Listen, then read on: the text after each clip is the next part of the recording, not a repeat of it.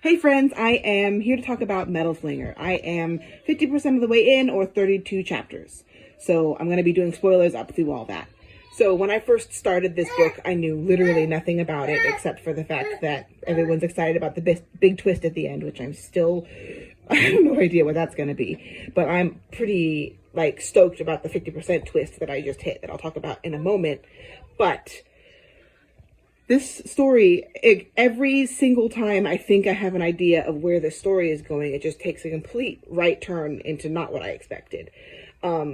Initially, I was like, oh, she's totally been kidnapped and her boyfriend and her family know about it. And I thought that was going to be like a long, drawn-out plot point that midway or halfway or beyond, then we'd find out, oh, shock, she's actually from the land. No, they told you the answer to that like 2 chapters later. So I was not figuring out the big twist that I thought I was figuring out.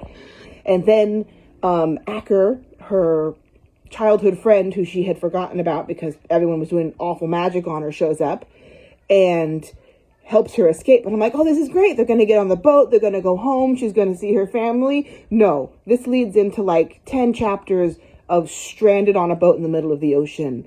Like we've probably all seen at least one of those movies with the people on a raft and they don't have food and water and they're slowly losing their minds, like eating one fish every 3 days. And it was that, except somehow it was also still really entertaining and also really kind of almost cute watching them come to become friends and get to know each other. So really enjoyed that part.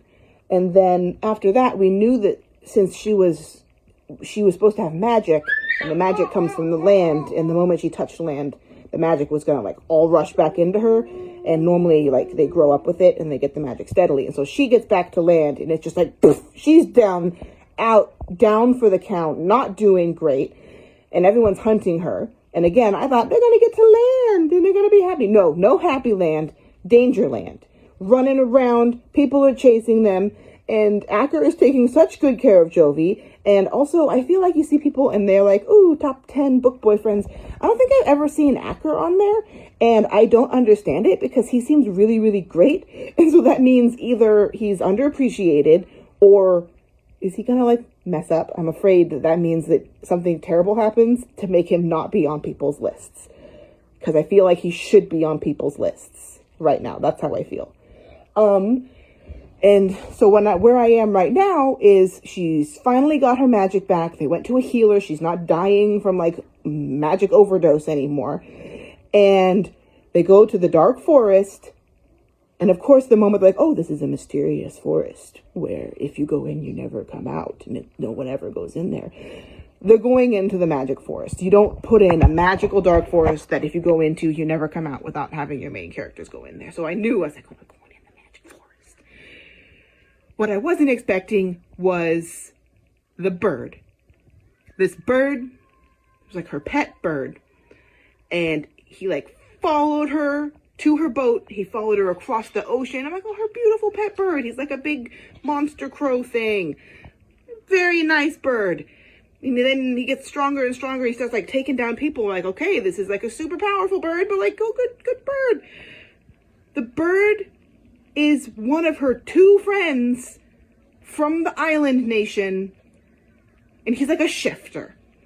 So Messer, who I loved Messer back when she was with her a kidnapped family, basically. But then he shows up just in time to basically turn into himself, look at her, and then poof, jump into the dark forest while taking one of her enemies with him. And she follows him into the dark forest. And I don't want Messer to die. Honestly, when she left him on the island, I thought maybe we're going to be so lucky that he'll just stay there and be safe.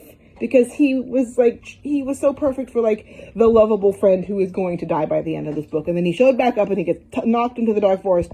She follows him into the dark forest.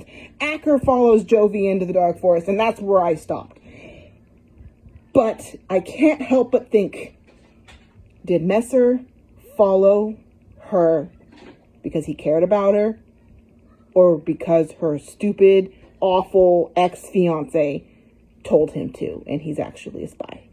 And I'm very afraid he's actually going to be a traitor. And that's where I'm leaving off. And I cannot wait to see what happens next. Bye-bye.